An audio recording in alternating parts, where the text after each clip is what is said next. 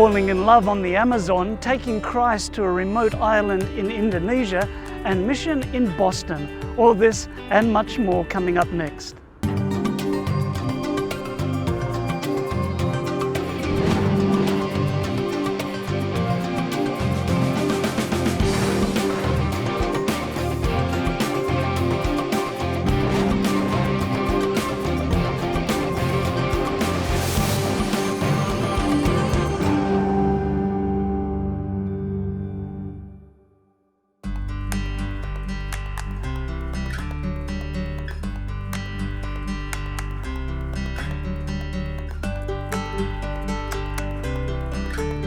Hello and welcome to Mission 360. I'm Gary Krause. Today's program is coming to you from Boston, the capital of Massachusetts, here in the United States. It's a huge and bustling city full of a lot of history. It was founded in 1630 by Puritan settlers. And today it's a center of many things, including education. It's home to Harvard University, to the Massachusetts Institute of Technology, MIT, and numerous other colleges and universities. Well, on today's program, we're going to look at mission right here, but we're also going to travel around the world to places such as Indonesia. But first up, let's look at a love story on the Amazon.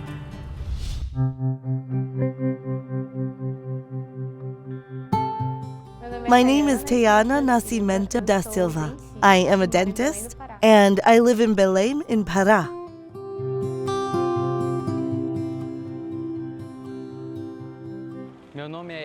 My name is Iris Senna. I'm a physician specializing in family medicine, and I live in Belém, Pará.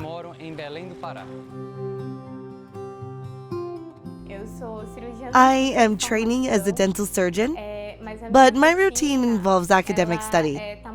I am studying medicine as well.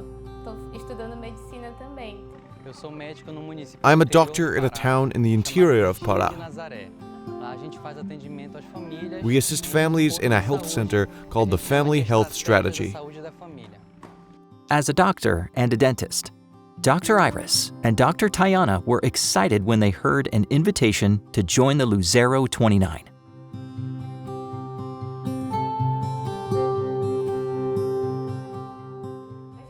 I have seen people sitting in a plastic chair in the middle of the countryside, living in poor conditions, and we did what we could. Sometimes we could only make fluoride applications and essential services. When I arrived on the boat, I almost fell back when I entered and saw the clinic structure. I was so excited. I would make videos and send them to my family. I would say, "Guys, there's a whole office inside the boat." I thought I was going to get here and not find that. A very capable structure for the services. There's a lot of collaboration with donating medicines, with supplies for the work in my area and others. It was very encouraging. Also, the work itself, which is the best of all.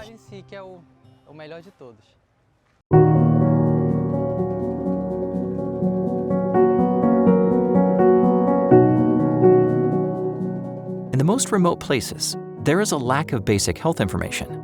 So an essential part of the doctor's job is to educate people with good health practices. The most common thing that comes in is decayed teeth. We do a lot of restorations, and unfortunately, we do a lot of extractions. If I find someone without cavities, I think they are infrequent, just a few cases. I think I can count them on one hand. The most common in children, young people, is germs. We talk about the purification of water, about the correct way to wash your fruits, vegetables, legumes, and everything else to avoid contamination. There's no point in giving medicine today. Next week, they eat poorly again, use untreated water, and unfortunately, they can get the disease again. Sometimes one toothbrush is used for the whole family, or more than one person in the house. That's common. Then, no, look, here's a toothbrush for you. One for your father, one for your mother. Don't let everybody use the same brush because the disease you have will pass on to others. The lack of information is so significant that this information, super simple for us, that we were born knowing, practically for them, It's new. Iris and Tayana's stories began in different places. They first met on this Lucero 29 adventure. Their story is about how they cared for people, but it is also a story of love. I came as a dentist, and he came as a doctor. We met for the first time in the van going to the boat. There, we started talking and started a friendship. When we left, we did academic work with the data from here. The friendship continued until we started dating a few months later. Then after that, a little bit later, we got married.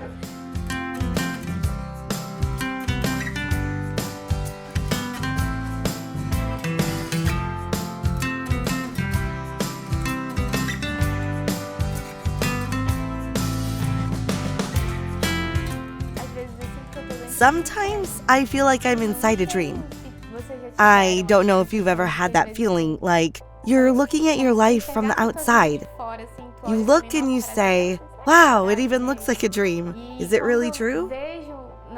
When I look at the opportunity to be working here, I feel like an active part, like being an extension of God's arms. I can tell you that it is a very great feeling of gratitude. From Dr. Iris and Dr. Tayana's perspective, it's heartwarming to do good. However, they recognize that there are still thousands of lives that need care and the love of Jesus. It will still take many miles of sailing and many years to continue seeing, feeling, and living Project Lucero. At the end of the day, however, when we lay our head on the pillow, we feel that sense of mission accomplished, of duty fulfilled. To be able to remember that I was able to help someone, that there were people who left here smiling, thanking me because they weren't feeling pain anymore, because they were going to be able to sleep at night. That's the best payoff, I think.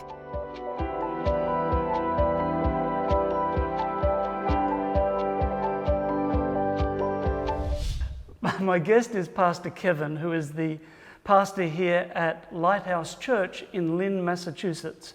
Thanks for joining me, Kevin. Definitely. What is the purpose of this church? So back when I was at Andrews finishing up my senior year, not knowing what to do when I got back, I started talking with my wife and trying to figure out what to do when we came back home. One of the biggest needs that we realized was that there was no English-speaking church here in Lynn. So that kind of drove us to the crazy idea of just planning a church. So coming back home, we got a group of young people together and we pitched the idea and see if they were on board with planning an English-speaking church. They were all on board. They decided to join us in this journey, and here we are today. Fantastic. So when was that? That was winter of 2019, right before COVID. Goodness me. Yeah. But you were telling me that you have up to like 100 people worshiping here on Sabbath. Well, thankfully, we do have around 70 to 100 people join us every week. That's great. Yeah. From planting just before COVID struck, what a blessing.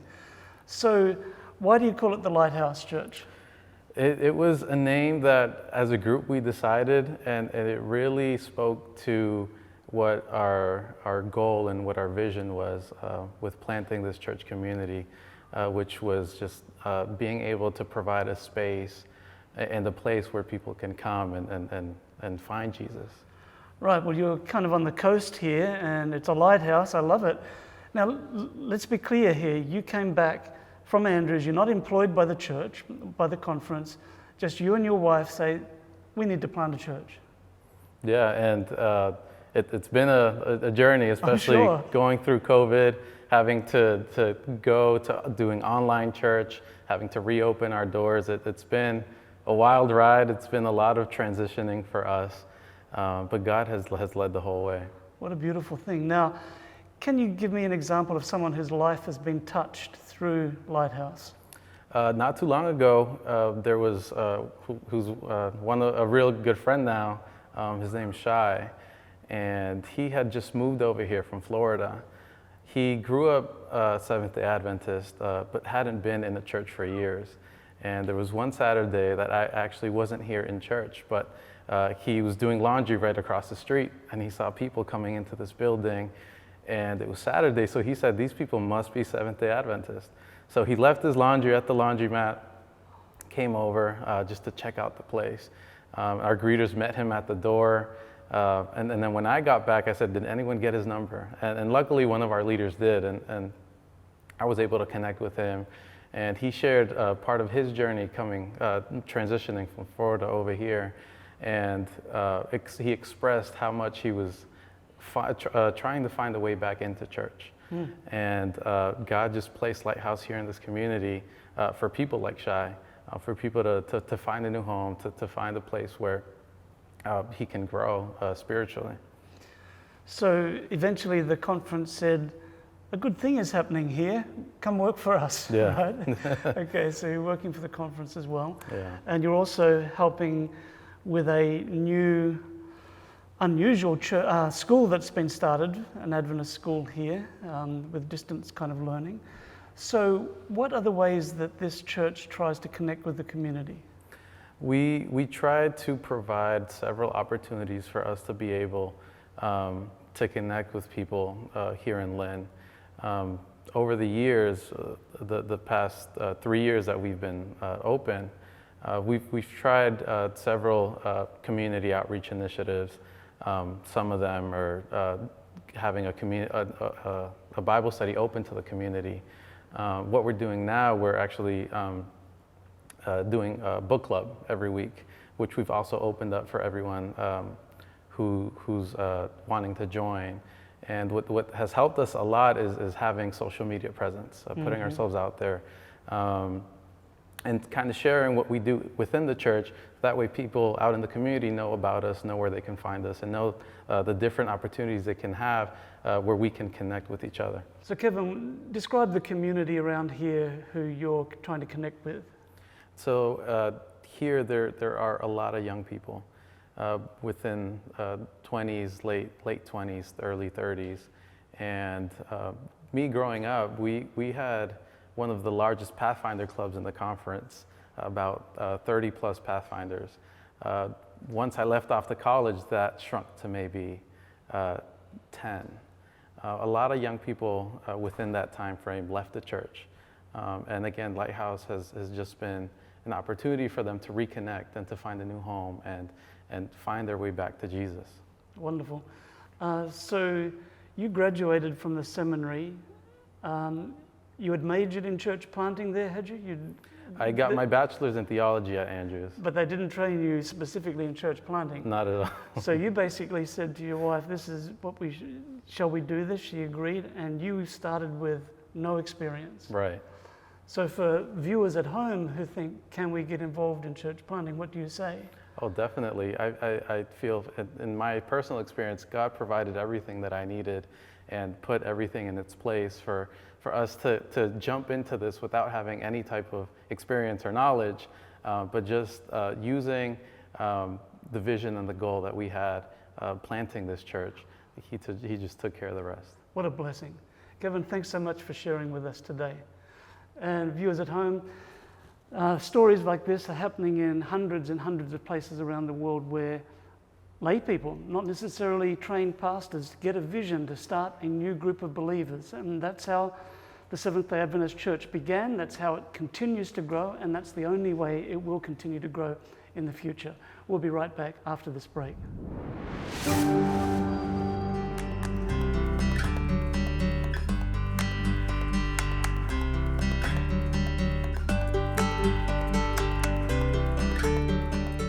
Welcome back to Boston, and we're in the public gardens that were established in 1837.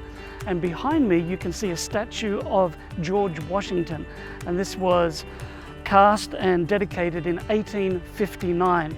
Now, through the years, the sword has been broken and stolen so many times that they finally stopped recasting it in bronze and just made it out of something that's a little bit more replaceable, fiberglass.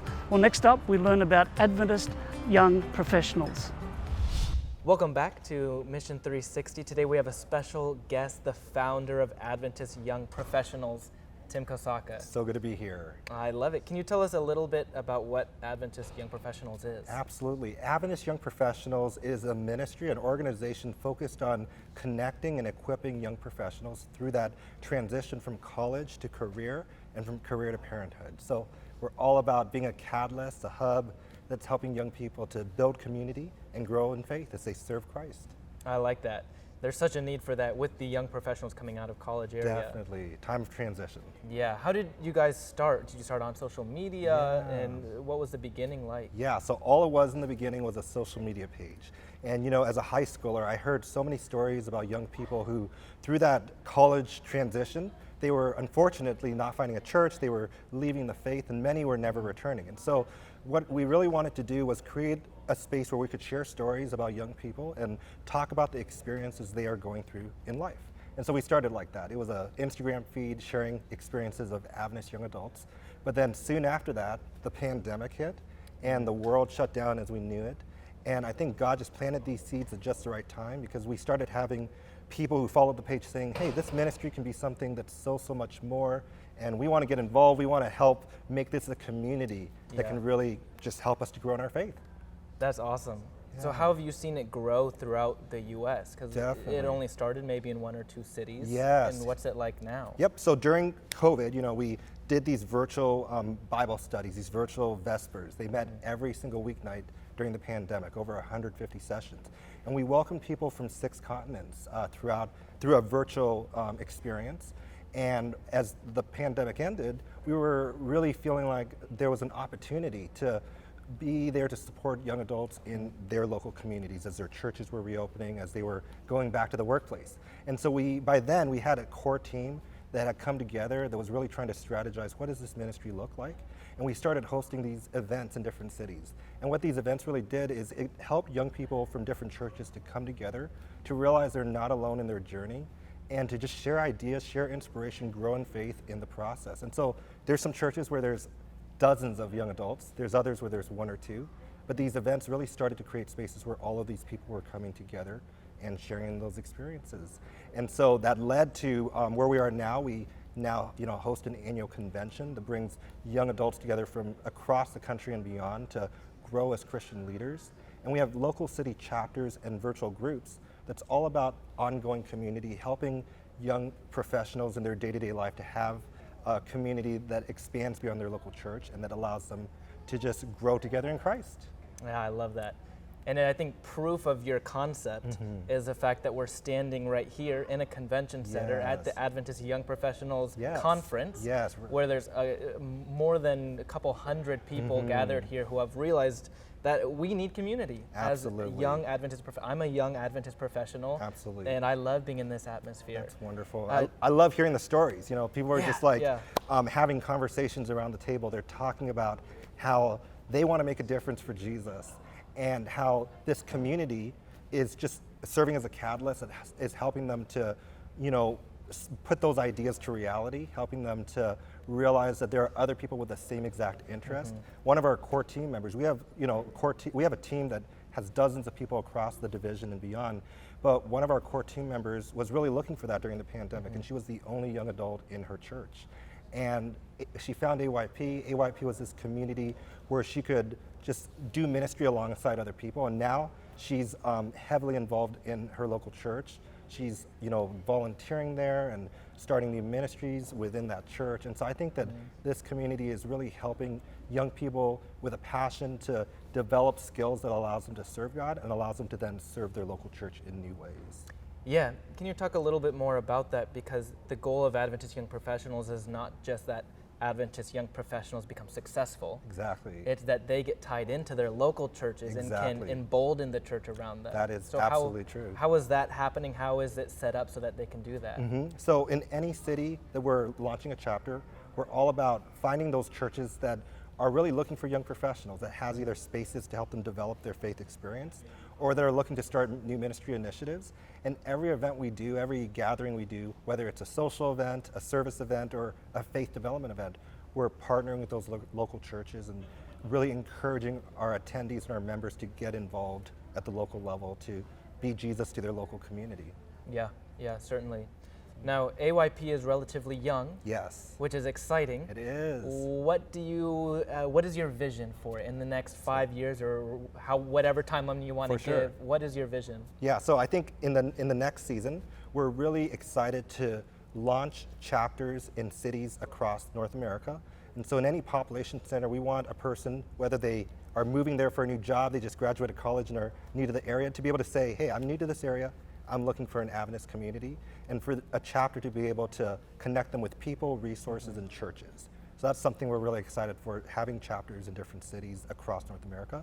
I think another thing we're excited about is developing resources that help young professionals to naturally serve Christ and to naturally deepen their faith. And so I think that we're going to be developing a variety of multimedia resources that's going to just equip young professionals in a variety of facets. Excellent. And then I think that the last thing is that once God has opened those doors and everything, we're excited to see where he leads us beyond the US, because we currently have members in all 6 continents. We don't necessarily have chapters everywhere, but I think that by God's grace, the doors will open in his timing, and we're just excited to follow his calling and just go on his errands, go and be his hands and feet wherever he may call us. Yeah, certainly. So lastly, what would you say to people who are watching either from local churches who have young adults in their congregations, or to those young Adventist professionals themselves who want to get more involved, who want to become part of it? For sure. So I think that all of us has different talents that God has given us, and I think that every person's talent can have an impact in the bigger ministry of helping this world to know Jesus. And so I would tell church leaders to involve the younger generation and to find ways to help their ideas become reality. And then to young professionals, I would say be patient. I know that sometimes we want an idea to flourish that night, but I think it's so important to realize that everything is happening in God's timing. Everything is happening according to his will. And I think that whatever that looks like, patience is so important. And AYP as a community is there to support, to mentor, to be there with any young professional as they're making those decisions, going through that journey in ministry. We're here to support and just be there to listen and to guide. That's excellent. Awesome. Well, viewers, you see the passion that Tim has. You see the passion that young adults, young Adventist professionals around you have. They want to get involved. As a church, we want to support that and learn how we can embolden the mission of God throughout them. Thank you for watching, and we'll go back to Gary. Welcome back to Boston, and more specifically to Boston Harbor. And through the centuries, this has been the scene of many significant events, including during the American Revolutionary War. Well, next up, we travel to a remote island in Indonesia to visit a global mission pioneer. Larry is a cheerful person. His smile and hospitality help him make friends and mingle with people. God called him to serve as a global mission pioneer in Bualo village in Manado, Indonesia. This district is considered an unentered area for the Seventh-day Adventist Church, and many people are hungry for the gospel. Larry received approval from government officials and the village leaders to work here. The first thing he did was visit every family in the community to become friends with them. As with many other small islands, most people here work as fishermen. Larry loves to be out on the water with the fishermen, helping them feed their families. He has found that by implementing Christ's method of ministry, people allow him into their daily lives. Planting fruits and vegetables is not common practice in this area. Larry saw this as an opportunity to meet people's needs. He created a farmers group to teach the community how to start small gardens or farms around their houses. The goal was to provide some of their vegetables, chilies, and other daily foods. Larry always starts the programs with worship and prayer. But the farmers group is just one of his methods of outreach. He also helps the community by distributing used clothes to them, which makes them very happy. Since this island is so remote and far from the main island, medical care is hard to access. Malaria is a threat here. High blood pressure and cholesterol are some of the common health challenges. Larry helps out by providing free health checkups and basic medical treatment to community members. People are so grateful for what he is doing for them. One day, one of the farmers' group members was sick. He's one of the members who came regularly to the worship discussions and grew interested in the Sabbath. Larry took care of him until he was fully recovered. The family praised the Lord because of his kindness. This family has asked Larry to continue visiting them to pray and share more about the truth, especially more about the Sabbath. Please pray for the work that Larry is doing in this newly entered area of Indonesia. Pray that more people will open their hearts and be ready for the second coming of Jesus. Thank you for supporting global mission efforts to send pioneers like Larry into unentered areas of the world. Well, that's about it for today's program, and thanks so much for joining us for Mission 360. And I hope that you've enjoyed our 360-degree view of mission around the world. You know, when you think about somewhere such as Boston and you compare it to that remote island in Indonesia where we just visited, the contrasts are very clear. Different socio-economic levels, different culture, different background, different language, but people everywhere are the same. And every person needs to know about Jesus and his love for them. So thank you so much for your continuing support for mission around the world, through your mission offerings, through your donations to Global Mission, and also for your continuing prayers for frontline workers. Well, for Adventist Mission, I'm Gary Krause, and I hope that you can join me next time right here on Mission 360.